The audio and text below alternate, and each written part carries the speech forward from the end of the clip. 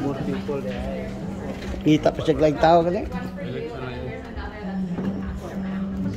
So we need to sign the report. Attendance? Oh, siyempre. Kinangalan kita. Bisaya man din sa imong likod. Oh, Bisaya mong mitanan. Bisa kasabot. Bisaya daw. Danab. May habla Espanyol. Okay to.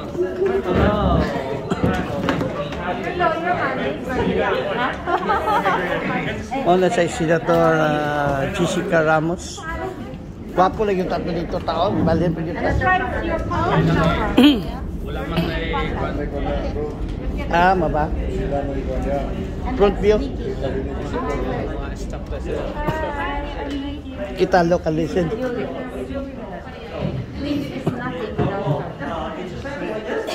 Ona sa Yesterday. Oh, okay. I'm glad.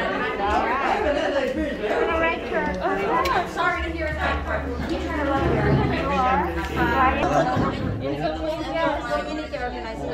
Yung citizen na na ako. Asang puti anak ko yun. Pastor daw. Amerikano na ba yung go?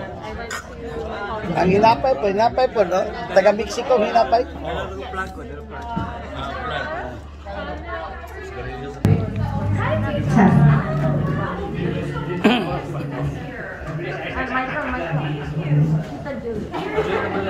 Hello, nice to meet you, Michael. National Rank, Filipino Consulate.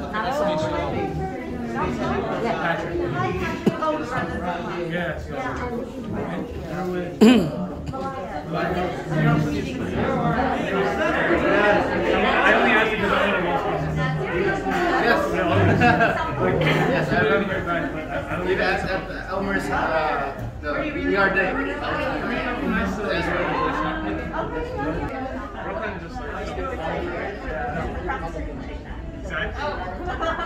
I'm a lawyer, but I work politics. I'm not a lawyer. I work politics.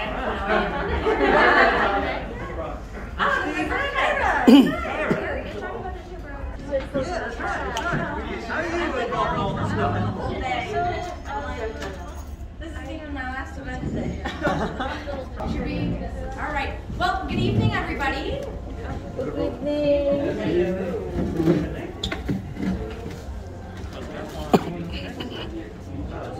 Of course it's not working. I had not turned it on. But hi, good evening, everyone. Okay.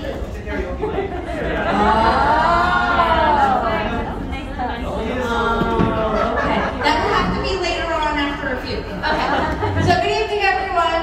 My name is Jessica Ramos, and I was born in Elmhurst Hospital, and I grew up in Astoria.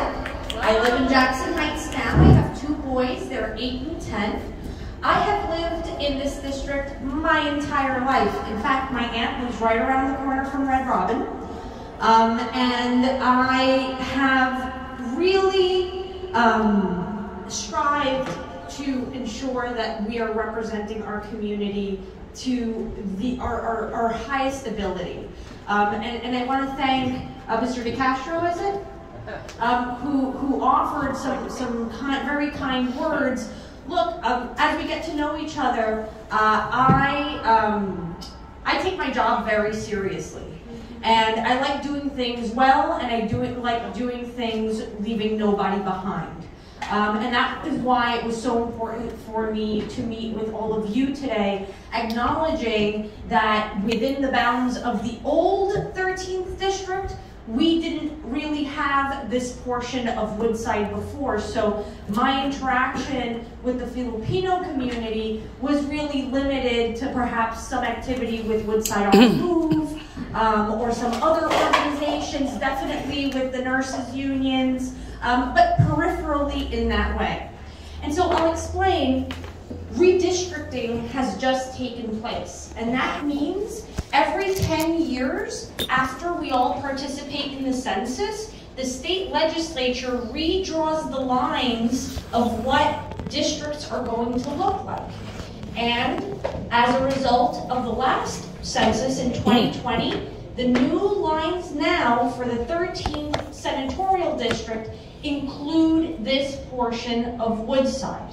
I ended up giving up a little portion of Astoria Heights, or what I call White East Elmhurst, west of LaGuardia Airport. You laugh because you know it's true.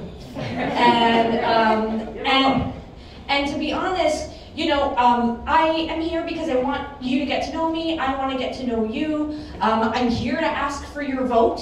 Come the June primary. I keep forgetting that it's in June now. The Democratic primary this year is on Tuesday, June 28th. I do hope to convince you by then that it's worth for you voting for me. I think I've been doing a great job in the state Senate since I was first elected in 2018. I ran against my predecessor, may he rest in peace because he's no longer with us. But at the time, I heavily disagreed with him supporting a Republican majority despite us voting for him as a Democrat. And he had announced this the same day that Donald Trump had announced the Muslim ban, which, as you can imagine, knowing where we live, is very out of touch with the needs of our neighbors. So I was lucky enough to work very hard along with my team and beat him in 2018. And I've been in the state Senate since. I am the chair of the Labor Committee in the state Senate. So I think about the way we work a lot. I think about how much we work even more. I think we work too much. I think we get paid too little. I think we have too few benefits. And you might recall last year we were able to pass the Excluded Workers Fund in order to help those who are getting paid cash at work and who are not able to qualify for unemployment insurance despite having lost wages. That was a bill that I wrote and passed together with Carmen de la Rosa in the Assembly. And like that, we've been able to do many things. We've now included domestic workers in the human rights law. We did away with the tipped wage for car washeros and for nail technicians. We've been working with the deliveristas. We've been advocating for restaurants that have been going through such a hard time the past 2 years. It's been really hard for them to keep up. And I'm going to be honest with you, to me, it really is about making sure that our people are making more money. I'm very blunt about that. To me, it's largely about figuring out how we can create more generational wealth with a social and racial justice lens, making sure that we are not leaving anybody behind. I take that very seriously. I do meetings like this with the Tibetan community, with the Colombian community. I'm Colombian American, by the way. My parents are Colombian immigrants. They were undocumented when they arrived here. My mom actually flew to Mexico, crossed the Mexican border. It took her 3 days. She hid inside one of those huge construction cylinders all by herself. She was 24. Listen, I would never have the guts to do that. And my dad was arrested in an immigration raid. He was working at a fabric store in Secaucus, New Jersey when I was 1. And so the story of my family is not that different, actually, or not that special in comparison to the tremendous sacrifices that I'm sure many of our elders here, and certainly, all along Roosevelt Avenue and everywhere in our district have gone through. And that's, to me, at the crux of everything that we do, and why it's so important that we deliver on constituent services, Mr. DeCastro.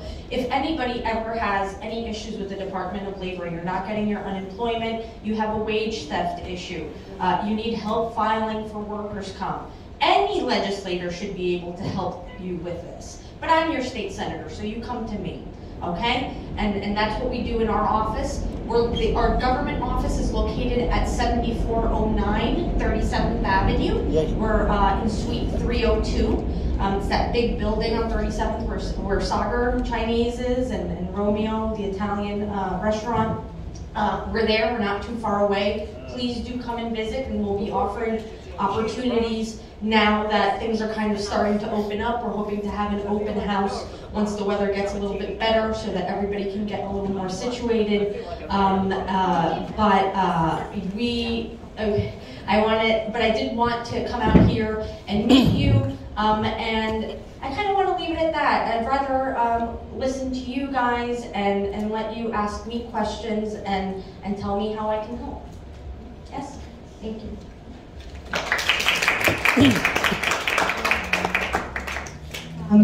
Hi, I guess I'll step in for some low-level facilitation. We did have a preparation call last night so that our conversation is organized.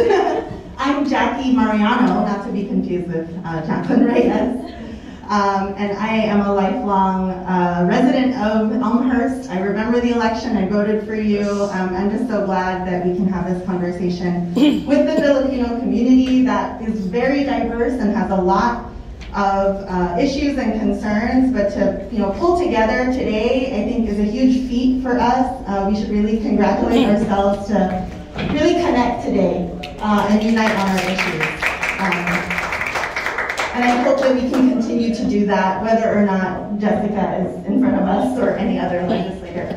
But anyway, we wanted to move, kind of put our issues up front. So there were 10 kind of areas that we wanted to go through, and folks here who have expertise who can speak on each of them. So just to preview them, there's about 10. Just 10. 11, really. But 2 of them really go together, so 2 are like really linked,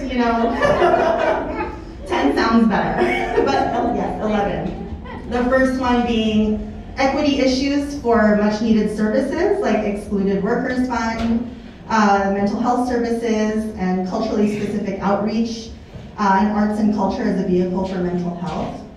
The second is concerns of immigrant-owned small businesses. The third is need for disaggregated information within the Asian American community in particular to address the unique needs of Filipinos. The fourth, which might be interesting to you, is labor issues specific to low-wage workers and human trafficking in the Filipino community. 5 is immigrant youth and broader access to free tuition to public universities like CUNY and SUNY. And 6 and 7, which is very related, human rights concerns as it relates to immigrant and transnational communities, and current New York State laws about harassment and cyberbullying as it relates to activists, women, etc. And 8 is concerns about infrastructure development, such as the Interborough Express in the Little Manila neighborhood and potential displacement of our community. Number 9 is need for more investment for community services in the Filipino community. 10 is the need for comprehensive health care for every New Yorker. And 11 is housing injustice and inequity. Just those. Okay, so we have assigned some folks to speak on these issues for about 3 minutes. And so let's maybe try and get through the list, and then at the end sort of open up for other issues we didn't cover, or question and answer, and things like that. Okay, number 1. That is, Michael G, Patrick, and then Potri and Kyra as well. If you're a member of an organization, can you say that to me Yes. so that I can start getting familiar? Yes. So we'll introduce ourselves. My name is Michael Garavillas from the National Alliance for Filipino Concerns. And I'm Patrick Reyes. I'm with the National Federation of Filipino American Associations. So we're going to touch upon the equity issues, especially regarding the Excluded Workers Fund, mental health, and then even touching upon some recent equity within the community. So if you didn't know, Jessica Ramos, working class Filipinos actually comprise the majority of Filipinos in the US. Many within the service industry, right, like restaurants, essential workers, health, grocery, and so forth. And many of them were actually impacted during the COVID-19 pandemic. Many of them also had died during the COVID-19 pandemic, serving our communities. And then as a subgroup, Filipino Americans have also presented high rates of depression, suicide, unintended pregnancies, eating disorders, and other different mental health issues that has impacted them for many, many years and over time, right? And then something we also wanted to point out within equity was recently, if you also know, Kathy Hochul was able to present the Asian American Federation 6.8 million in funding to different Asian American organizations who also serve the most impacted community, Asian American Sorry, community. is this in her proposed budget? Because the budget hasn't passed. She hasn't passed the budget. I believe so. I would have to double check. I don't know the number off the top of my head. Yes, there was a recent article to be sent to you. Send it to me, yes. However, or unfortunately, there's only around 2 Filipino organizations that were listed. Out of 59, correct. And so some ways we hope you help support and continue supporting is really helping support the working families with adequate stimulus funds, low income and affordable housing, and really guaranteeing that basic income to the underemployed, unemployed, and undocumented, just as you had mentioned, right? Many of our families and friends also are in that situation. We also hope increased federal funding for accessible healthcare, including mental health resources for the Filipino immigrant and migrant community. And then hopefully there's also increase within the federal funding for community organizations to also provide the resources and empower the immigrant low-income communities, such as the Asian American Federation and beyond.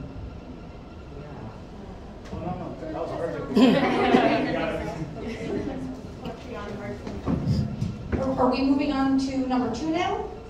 I'm not sure if you want, do you want me to respond one by one, or That would be what do great, you actually. Yeah, let's do that. Yeah. I don't want to mess with your agenda. All right, so we talked about the Excluded Workers Fund. For those who don't know, it was a bill that we passed last year with $2.1 billion in order to help those who didn't qualify for unemployment insurance. That money was gone in 9 weeks. And 99% of the people who were approved were able to prove that they had paid taxes in 2019, 2020, and 2021. They all qualified for Tier 1, because there was 2 tiers, for $15,600.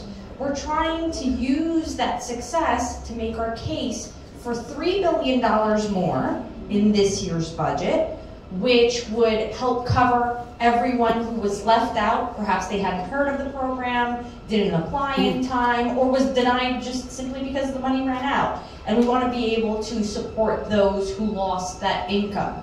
We are additionally trying to propose a permanent solution called Excluded No More.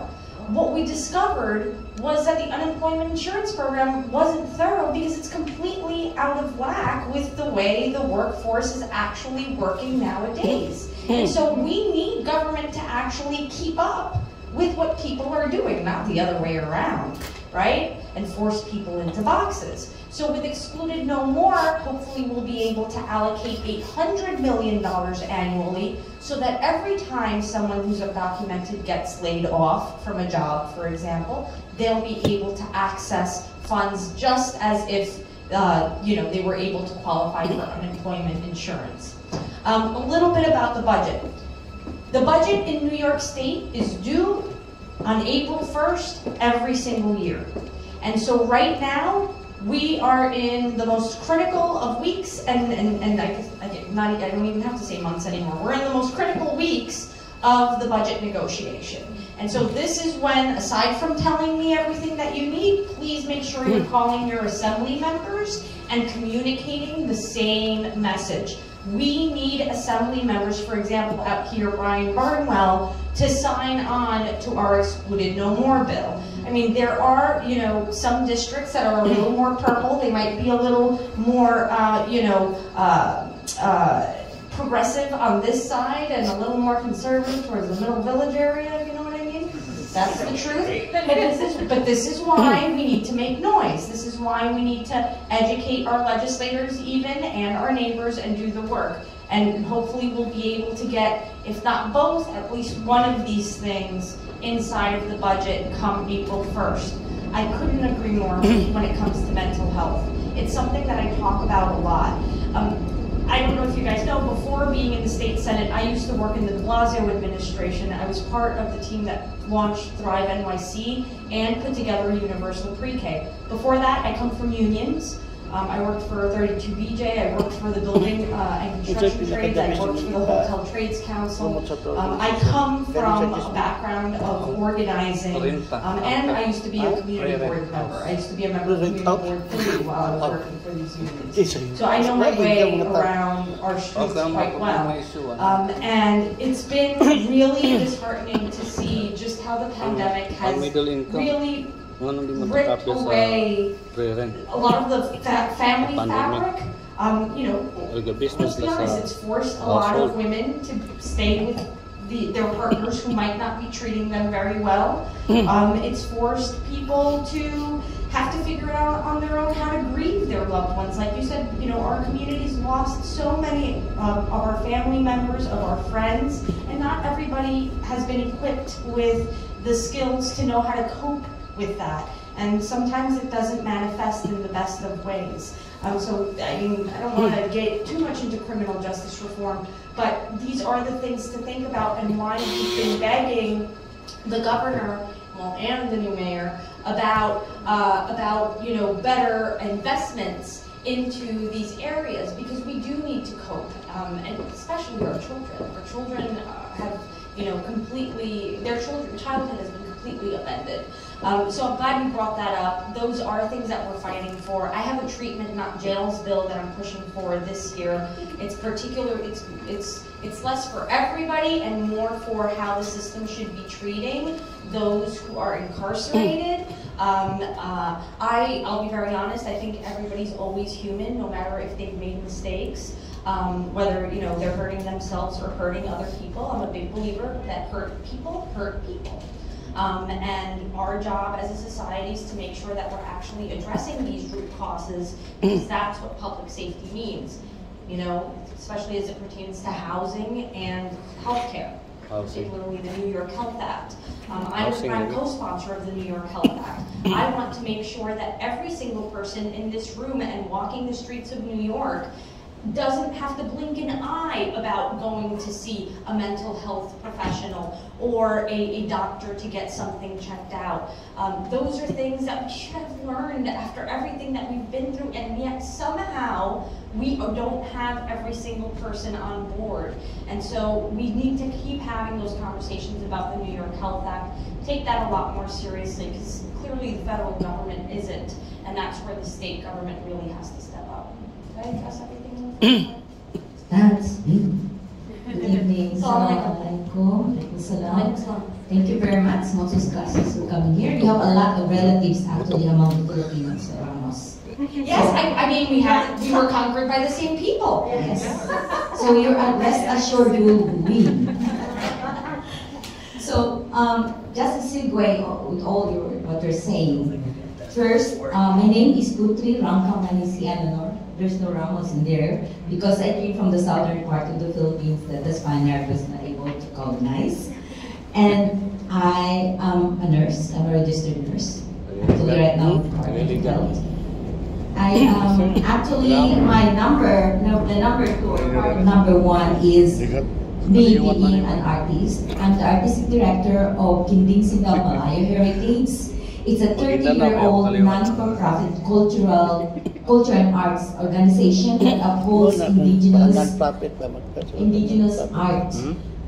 So in the beginning, it's only for Filipinos because they have so much unwritten legends, epics, and myths and history that is really connected to USA because of colonization. It was kind of erased up to now. But we assert that so that we can inspire other indigenous people who are actually here in Queens. So being an artist and being a healthcare worker and being a victim of hate crime last August 7th, 1980. This thing comes in every time it comes trauma, PTSD. So what we're doing now is we submitted asking district council people to give us money so that we can use art as a tool for organizing. I will just read because otherwise I'll be 7 days and 7 nights. So I'm also an expert in theater of the oppressed, Teatro Oprimido, and we've been doing that before in the Philippines. It was very successful in drawing out a bad guy in our government. So here in Queens, I'm hoping to use that as an approach for mental health.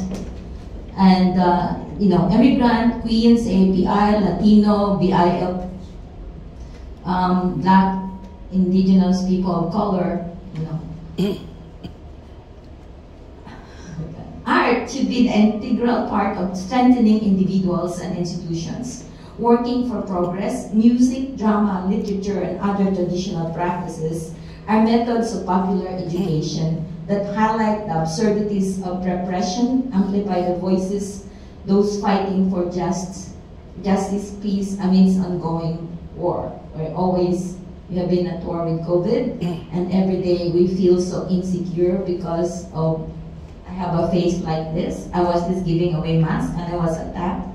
But I'm also for restorative justice, so I am more on what is the cause of that attack. And so that's what we're here. And so that's what we're trying to spatialize right now, using art, culture to examine our situation as immigrant and what kind of oppression we have undergone back home that displaced us to be here. And together with other immigrants, let's use art to understand each other and put the solution, not really a solution, but can be a role to own the empowerment of being a people of color. Thank you very much. Thank you. That was great. Yes. No. Isn't it a wonder how this country goes to our countries, does whatever they want, then we end up coming here, and they end up not treating us very well anyway. And it's really unfortunate, and I do agree that art plays a very significant role in helping us cope. I'm sorry, Jessica, I didn't want to cut, but I also wanted to follow up with Poetry Squad. Oh, okay, sorry. So my name is Kyra Cuevas. I'm the founder of Diverse Streets Initiative. So it is a new grassroots organization that utilizes streets as public spaces for places of communication and community care, utilizing the arts specifically from different marginalized groups. As Poetry mentioned, the arts is a great way to bridge different cultures together, to unpack the trauma, to use that as a healing and meditative methodology for folks. And I also wanted to stress that I'm a member of NYCHRP, which is the New York Committee for Human Rights in the Philippines. All of that is which is intertwined, how we would express our emotions. Emotions are the gateway to intellectual activity, into inspiration, into connectivity, right? So it's really critical to think about how funds are allocated. In the arts last year, the City Artist Corps grant was wonderful. It gave $5,000 for many artists. However, there were exclusions for that specific grant. City employees cannot apply, neither could students. State employees could, but city employees could not. And for the city grant? Yeah, I believe so. And then for the Open Culture program, there were limitations for also who could apply in terms of eligibility. So you would have to have a 501c3. That's great, but as we know, there are a lot of limitations. So in many ways, while the arts is free, they're inherently segregated, and it's the one way that we all speak the same language, right? You can look at an image, hear a song, and you know what's going on. When you're talking about human rights, when you're talking about inequity, that's the one way we all connect and find that vessel together.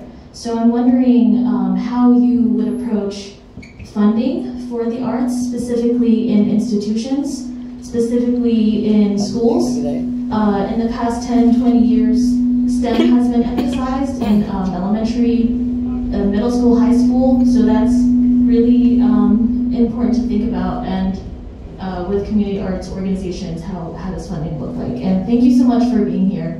You'll hear more about human rights later on, and I have much more to say about other topics, so thank you so much. Okay, yeah, no, thank you. I'm going to give the bad news first. Let me preface my answer by saying that I don't like this answer, but it's out of my control. As senators, we do not have discretionary funding to give not-for-profit organizations. The previous governor, also who shall not be named, did away with discretionary funding as a way to punish state senators. Unfortunately, the assembly members and the city council members are the only ones who can allocate funding for not-for-profit organizations. As a senator, actually, the new governor has tried to make amends a little bit by allowing us some capital funding to work with not-for-profit organizations, but that's only capital funding. And it's not even that much, to be honest with you. What we have power over is the budget, and so in terms of talking through what the arts funding looks like for our schools, for our senior centers, right? Because making sure that it's actually intergenerational is really important, I think. And that would be a part of the budget that I'd be happy to share with you, so you can take a look at what the governor is proposing. The next step in all of this is for each of the houses, the Senate and the Assembly, to present our one-house budgets, which essentially says, well, this is what the Senate wants and this is what the Assembly wants. That's likely to happen mid-March, or over the next two weeks, I would say. And then from there, the leader of the Senate and the leader of the Assembly sit down with the governor to actually negotiate what the final budget looks like. That's to say that the next 2 weeks, for anything that is funding related, is really, really critical. And so if you don't know where to find the executive, the governor's proposal for the budget, my staff and I are happy to point you in that direction so that we can begin those talks, because time is running short. In fact, budget letters were actually due last week. So I don't know, it was due February 16th, right? So I don't even know how much more we can get in there, and I want to be very real with you about that. I agree with everything that was said. I mean, I think one of the most beautiful things that we have in Queens is that because of our diversity, that translates into not only our delicious food, but paintings and dancing and music and even karaoke, right? And so those things are really important, so important that actually in our district office, we allow for artists to display their work for the people who often come looking for help. The truth is that in our office, we most often deal with people when they're going through some of their worst moments. And actually, the art on the walls does provide a pick-me-up or gives them some solace many times. So I do want to encourage any artists who would like to display their art. Our walls are always available, and we're even happy to, have a little exhibit and a little event, in the evening, and invite the community. Please, our office is a community space, so I hope you think of it that way. It's your home now too. Thank you. We want to touch upon immigrant-owned small businesses. So, Kuya Efren, Ate Juliet, if you have anything to say. That's Kuya Efren. Bumaba? Oh, okay. Well, not for the small businesses, but hoping that Efren will be up here for his own part. So, I'm Juliet Payabia, a long-term resident of Astoria for 45 years. And now serving as Community Board Number 1, and also member of the Participatory Budgeting, which is due on April 1st. So, and I'm also community leader in the Filipino American community. I was active in Steve Braga's campaign with those young guys over there. And the question is the anti-hate crime. We tried to put one anti-hate self-defense last summer in Astoria. And now that it didn't work because we didn't have funding. And it's a big, we have to get a permit. So now that Congressman Meng had sponsored a bill to support the anti-Haitian self-defense or something like that, we want to revive that in summer or maybe springtime for Asians to learn the martial arts Filipino way, which we had already Zoom practice but not in person. So the question is, if we revive this, it's not that much of money. Maybe a couple of $1,000s to pay the martial arts Filipinos. Would that be expense budget in our case? So again, at the state senate, we cannot allocate discretionary funding to not-for-profit organizations. It's just not something that we are allowed to do, and not something I can change. This is the decision of the governor. In fact, most of us are hoping that the governor, like she restored capital funding for not-for-profits, and we can do that.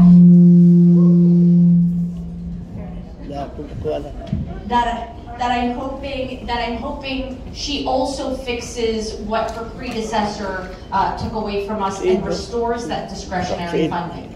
But if you tell me that it's only a few $1,000s, I think I can figure out. I think I can figure out how to chip in some money. I can't give you the $2,000. It would be coming out of my campaign, to be very honest with you. But I'm happy to chip in. And perhaps my colleagues around could also do the same.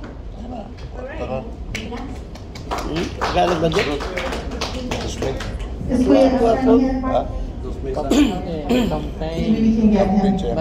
In the meantime, as he comes back up, I guess we can move forward to needing to disaggregate information of the Asian American community. Very quick point that the fact that you're here talking to the Filipino community specifically already shows the need to understand how our community, our needs are, the nuances in our communities and our needs. But the second point, I'm on here twice, we'll just talk about human trafficking. So just a little background on me. I also come from the community organizing background. I've become an immigration attorney, and I'm now serving Filipino migrant communities, especially those victimized in labor exploitation and human trafficking. I'm a legal resource member of the Mission to End Modern Slavery. We're a small nonprofit that grew out of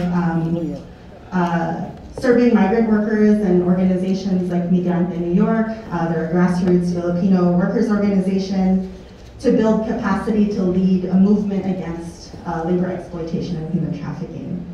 And so us at MEMS, the Mission to End Modern Slavery, we're anticipating future waves of trafficking and labor exploitation of Filipino workers coming in.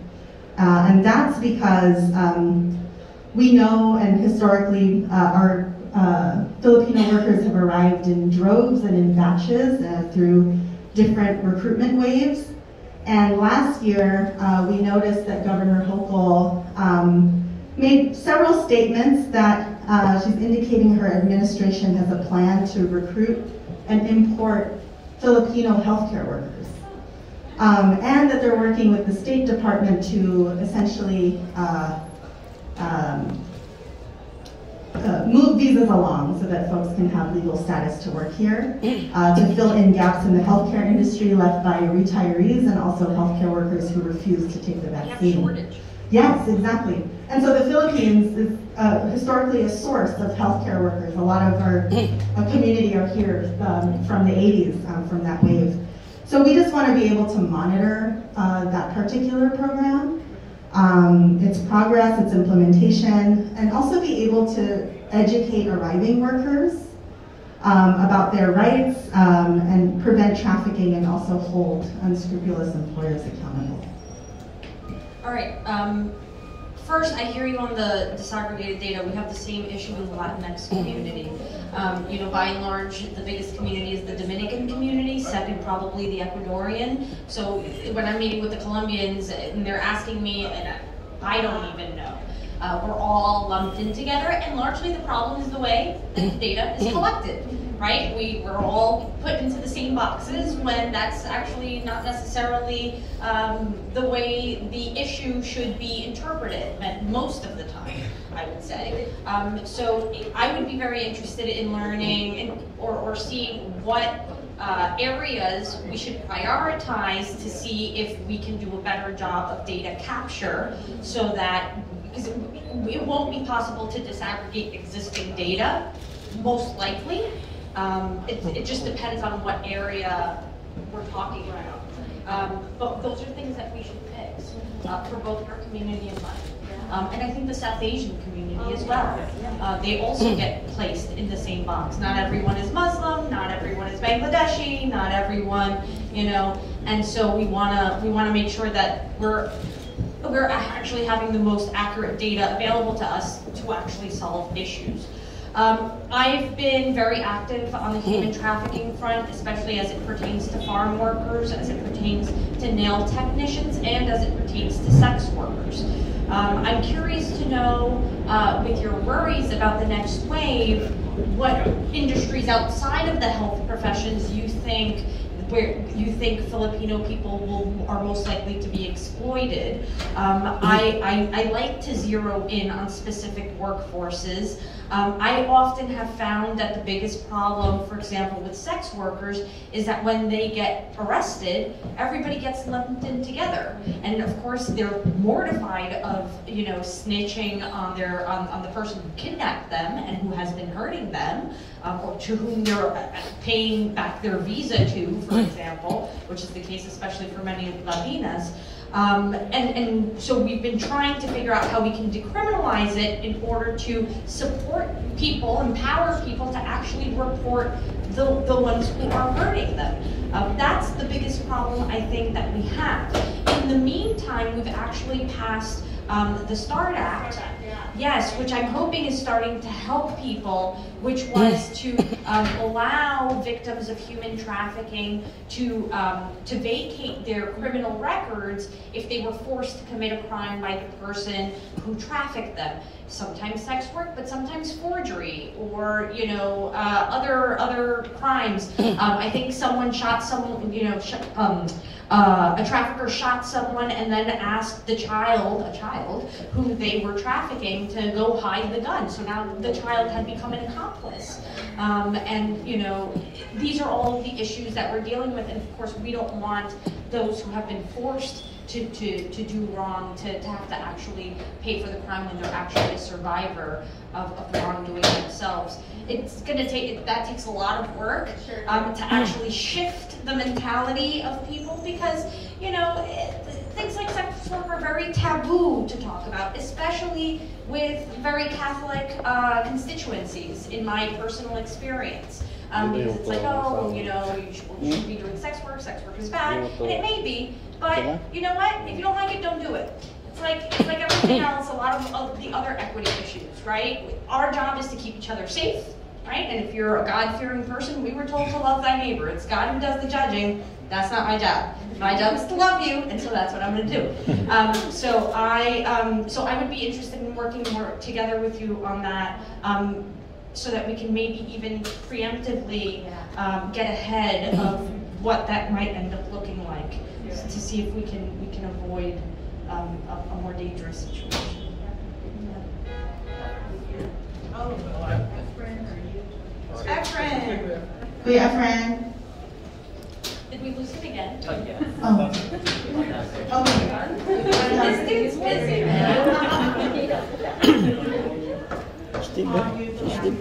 This is Steve. I'm John here from Untitled Chapter, and also help spearhead a newly formed youth initiative, Youth on the Move.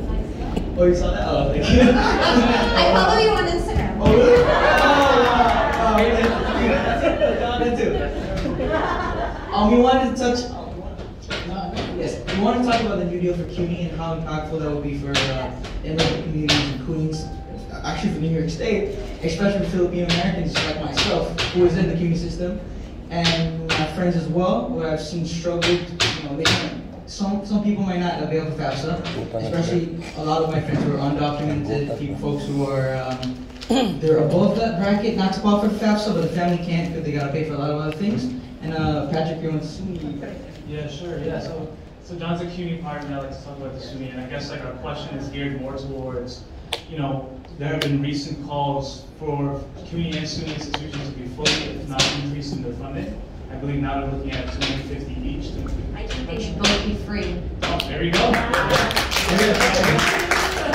And that's definitely the answer that we wanted to hear, so thank you so much for that. But I guess, yeah, there you go.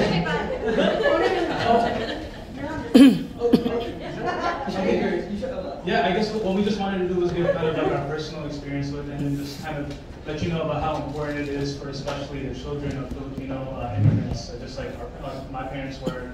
And you know, I come from Binghamton University. I graduated 2 years ago, and thank you. And you know, I had received offers from other private institutions, so I was so fortunate that New York State has CUNY and SUNY schools so that I could pay significantly less tuition to be able to get to higher education. And I'm starting also in August, and as I'm looking at my tuition and my expenses, I'm so fortunate that I was able to graduate from SUNY Binghamton without any debt, any loan. So, you know, I think our college is really asking to lend your voice, viciously continue to viciously fight to fund and even make free our public institutions here in New York. It's so important to, especially our communities, because, you know, as Filipino Americans, I feel that one of the most important things to us is education. That's always been pounded into our heads. And CUNY and SUNY institutions are a way for us to get these spaces where we usually see white faces.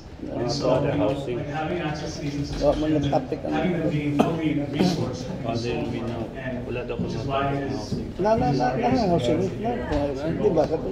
look, I mean, in general, so you guys know my I guess, core political philosophy is that anything that you need to survive should be free. We should be purchasing them as a collective because that's actually the smartest way to invest in it, right? So whether it's housing, clothes, food, higher education, broadband, guaranteed high-quality health care, child care. These are all things that should be readily available to us.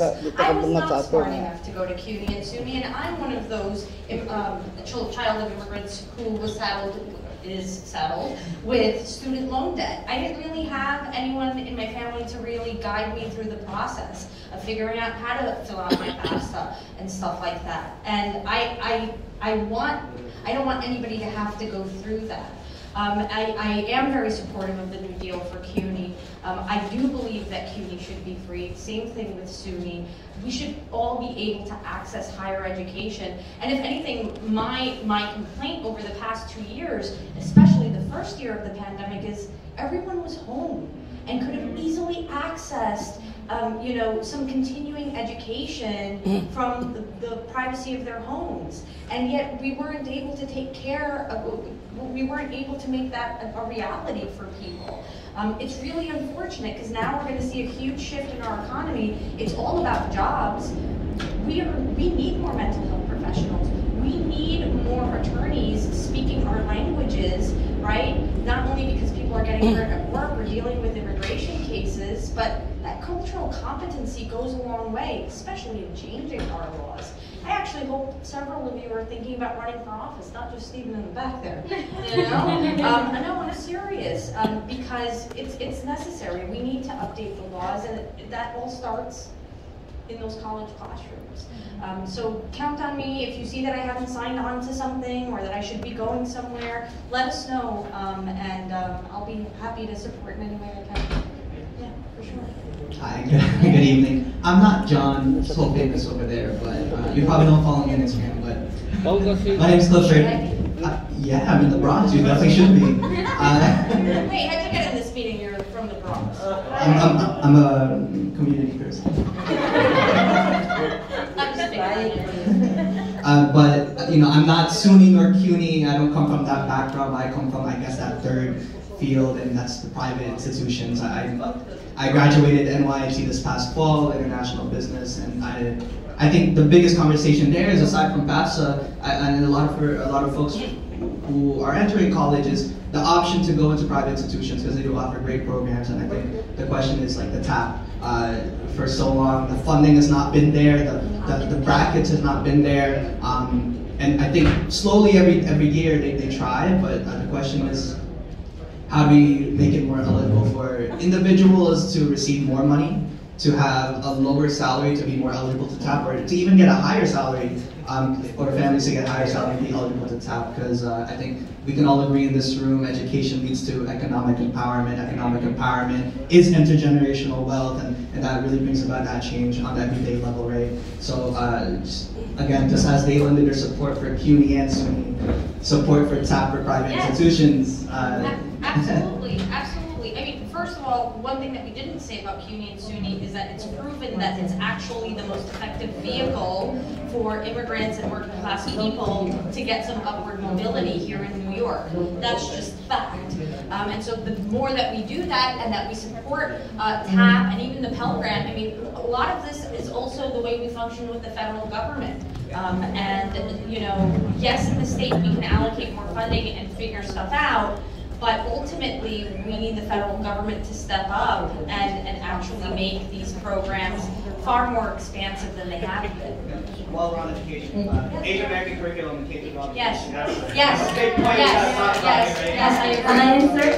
How about loan forgiveness? Just text me. Listen, I would love for Joe Biden to eliminate all of our student loan debt. As long as I'm on the list too.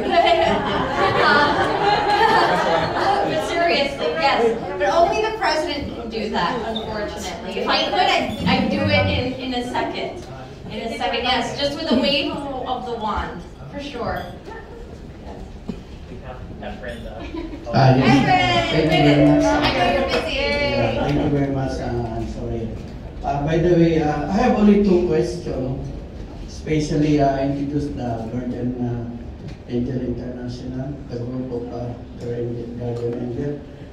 And can you please stand the group of Guardian Angel, please? Guardian Angel. This is the group of community website. Free to go.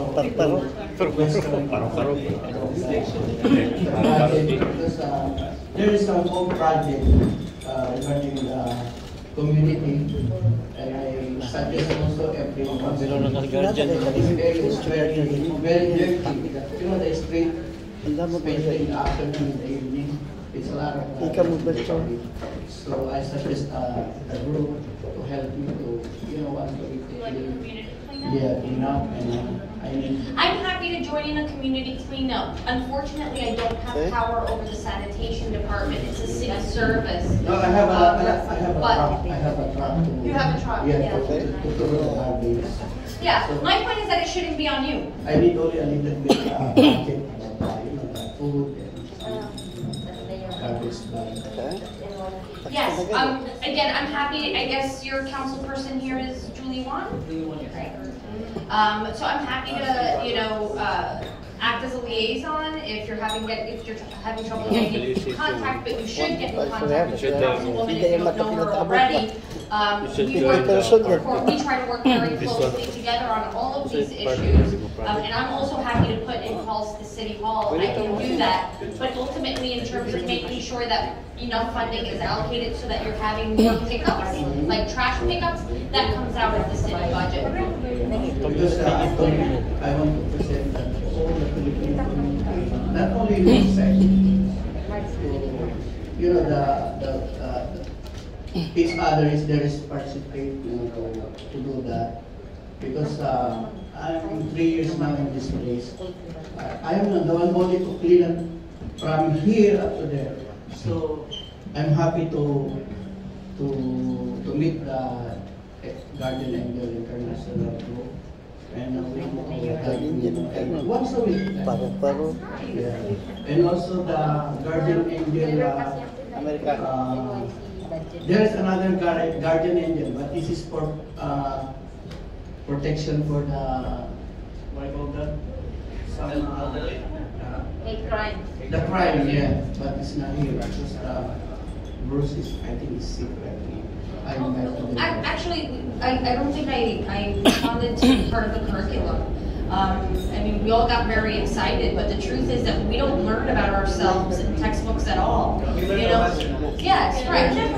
We don't learn the white history. frustrates from their perspective very often. And I mean, it goes for not only our communities, the LGBTQIA community also needs to be seen in textbooks. I mean, all of us have been making contributions for a very long time. I'm sorry, I don't want me to digress.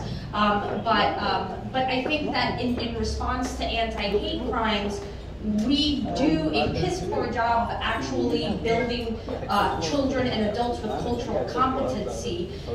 You know, I'm going to be very blunt. In District 30, the education district, a lot of families who are able to afford tutors for their children end up getting them to test for gifted and talented programs and end up busing their children outside of our community, creating highly segregated highly segregated classrooms.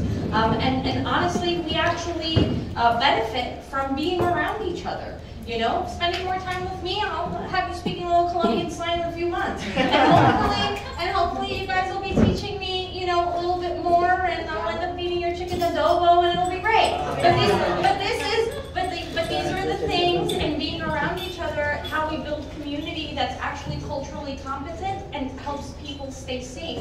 Because we shouldn't fear the other so much, you know? And unfortunately, sometimes, you know, our elders, you know, with some antiquated mentalities, have taught us to dislike other people just based on what they look like, and that's not right. I'm saying that that's not right, you know? Yes.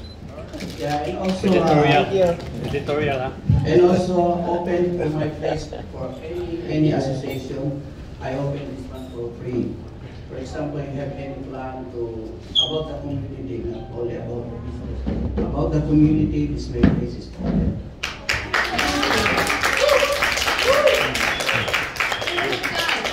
Can I ask you a question? Yes, what's it been like to own a restaurant during the pandemic? How hard has it been? Were you able to access PPP, other programs to stay afloat? Because my restaurant is only 2 years running for business, so I'm allowed to apply the PPP and also the time is even the Department of Building, Department of Health is planning my extension outside. I don't know, it's keeping coming and it will give the violation and everything. So I don't want stress, I don't want headache. So even 25,000, I did not. Well, we're fighting for some restaurant revitalization funding in the state budget right now, so you know. And for anyone who you know might own a business, restaurant, and same thing at the federal level. We're actually right now getting ready to send a letter to our congressional delegation to let fire to their asses, see if they can actually fight for funding that we need for restaurants. Because here in Queens, especially in this area, it's our biggest industry. And not only is this area in Queens known for great food, but actually the majority of restaurant workers in the rest of the city also live here. The biggest concentration of restaurant workers lives in this part of Queens. So actually making sure that restaurants in the Bronx and in Manhattan and in Brooklyn are up and running means that there's better jobs for our people too. So it's really important. Actually, the pandemic, the beginning of pandemic, everybody is closed. The restaurant, the bakery, I'm the one only to open, and my wife and me to donate the food and customers in my house. I'm glad you listened to your wife. You're a good man. Might wait for you to be there. Because actually this place and Jackie, I want this place to become like the Filipino community, and everybody is joined and you know, neighborhood. So that's why that's very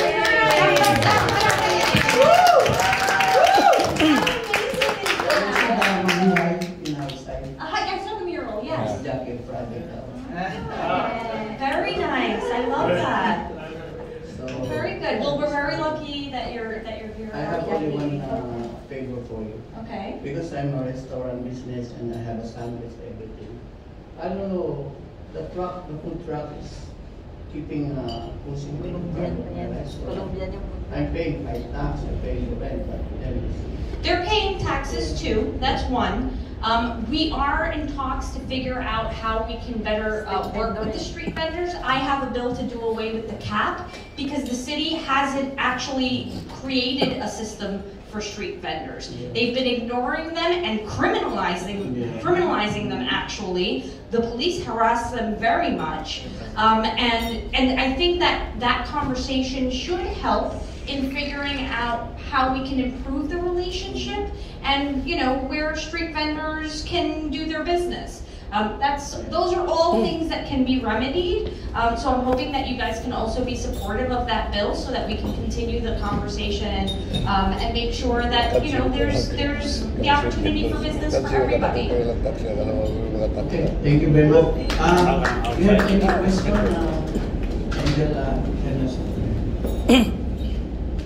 My name is Arthur Reyes, organizer of PGBI, Philippine Guardian Brotherhood Incorporated. I am the Supremo in this group. I have a member, 40 plus person Filipino here in Woodside. Then also this is the pastor, the manager of DUL of the Philippines, Bong Ricazzo, the teacher of PBCYIT, Iligan City. So I am also the task force in the Philippines. I'm very honored and very happy to meet you, Senator. I'm very happy to meet you, and also the grade 1 brother Edie, and also the one Blair, the member of PGBI also. Senator, only one I ask you, I'm very happy also that I meet you, because in this group, because when I heard Brother Efren that the group of Guardian Angel International said, but the Guardian is PGBI, I'm very happy that you heard the problem of Efren. So I am the one to tell him that, to support you, and also you support me to my group, that the Guardians is always helping the Filipino people here, like a vigilant. In what ways, what does your organization do? In what ways do you help your people? Just so I know more about your Philippine Guardian Brotherhood Incorporated. Yeah. Huh? Volunteers for street cleaning. Oh, got it. The mission in America Service. is a service. Community service. Community service, like cleaning and time, to help the people, like a vigilant also. Since this, if the people harass, always the PGBI help. So That's good to know because, you know, we end up doing a lot of giveaways. For example, back to school giveaways. We end up giving away turkeys, toys. Well, we used to do it for Christmas, but I think I'm going to start changing it up and actually doing it for Valentine's Day now because everybody does Christmas.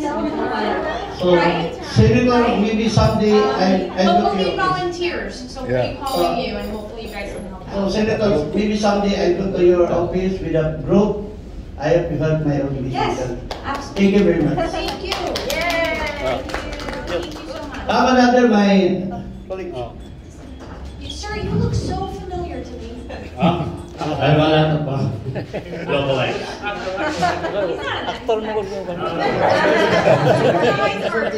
I'm a member of PGBI, Guardian Brotherhood Incorporated. At the same time, I'm a member of the Sigma Upsilon fraternity in the Philippines and here also in the America.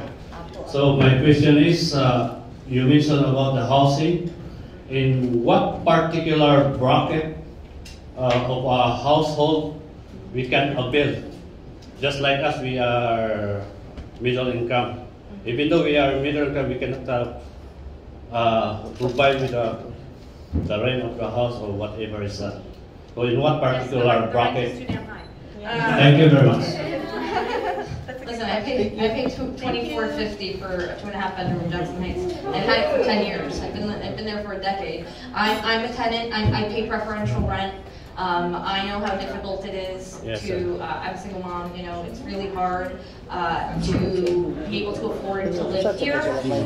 The state does not build that much housing. We allocate a lot of the money for housing directly to the city, which ends up doing those buildings where they have lotteries that almost hardly anybody ever qualifies for, and they call affordable housing, you know, making an actual significant amount of money. And I've actually been very critical of those programs because it more often than not is not truly affordable housing. It really doesn't help people stay in their neighborhood and avoid displacement, which I think is what we should be working towards, right? Especially as we update infrastructure, and I did hear in the list the concerns about the interboroughs. I'm kind of like pulling it in here a little bit, right? Fear of displacement is a very serious thing for people of color, especially in this part of Queens. My family was displaced out of Astoria when my parents got divorced when I was 16. My mom couldn't keep paying rent for me and my sisters, and we ended up living in Maspeth my senior year of high school before I went away to Hofstra. And to be honest, it was very heartbreaking. And now Astoria is a completely different place. I went to most, and I went to PS70, I went to IS10. You're an MPB girl too? Yeah, it's close. I grew up with a lot of Filipino kids, to be honest with you. But you know, the housing situation is very serious. We haven't been building truly affordable housing. Woodside on the Move has actually been critical on a lot of the proposed projects. I think Sunnyside Yards, which is just outside of the district that I represent. What particular project? Unfortunately, property in our district, we lack land. Fear is that people will start coming in, especially in Elmhurst, buying out houses and building up. And because that's what we're starting to see right around the Street Station, just a few blocks away.